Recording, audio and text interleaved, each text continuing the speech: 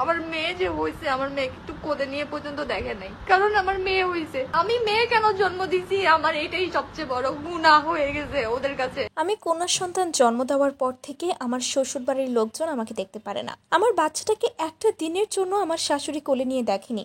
একবার বুঝুন আমি কতটা কষ্টে দিন পার করেছি। এবার নিজের শ্বশুর বাড়ি নিয়েও মুখ খুলল তিথি। স্বামী পরকীয়া করত, অথচ দোষ দেওয়া হতো তিথিকে। সে নাকি স্বামীর মন চুগিয়ে চলতে পারে না। তারা তাদের ছেলেকে একটা সিঙ্গেল ওয়ার্ডও বলতো না। বলবেই বা কেন? চিটাগাঙ্গা হওয়ার কারণে বিয়ের সময় তিথির ফ্যামিলিতে নেওয়াজের ফ্যামিলি থেকে প্রস্তাব দেওয়া হয়েছিল যাতে তাদের ঘর ভর্তি করে ফার্নিচার দেওয়া হয়, কিন্তু তিথির বাবা সে সময় না করে দিয়েছিল এবং বলেছিল যে তাদের অত সামর্থ্য নেই দেওয়ার।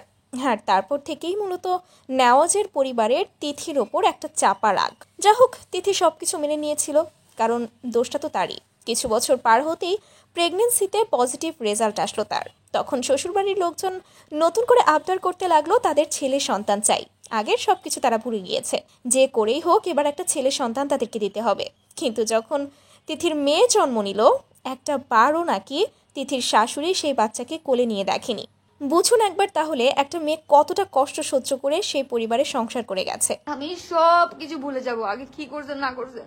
এখন আমরা একা না, আমাদের একটা বাচ্চা আছে, ওর ভবিষ্যৎ আছে। আপনি প্লিজ এগুলার করিয়েন না, যা করছেন করছেন, আমি সব কিছু ভুলে যাব। তিথি কেঁদে কেঁদে বলে, কন্যা সন্তান জন্ম দেওয়া আমার জন্য এত বড় পাপ হয়ে গেল আমি বুঝতেও পারলাম না। আমার স্বামীরও যে মনে মনে ছেলে সন্তান লাগতো এবং ঘর ভর্তি ফার্নিচার লাগতো, এটা আমি আজকে গিয়ে জানতে পারলাম।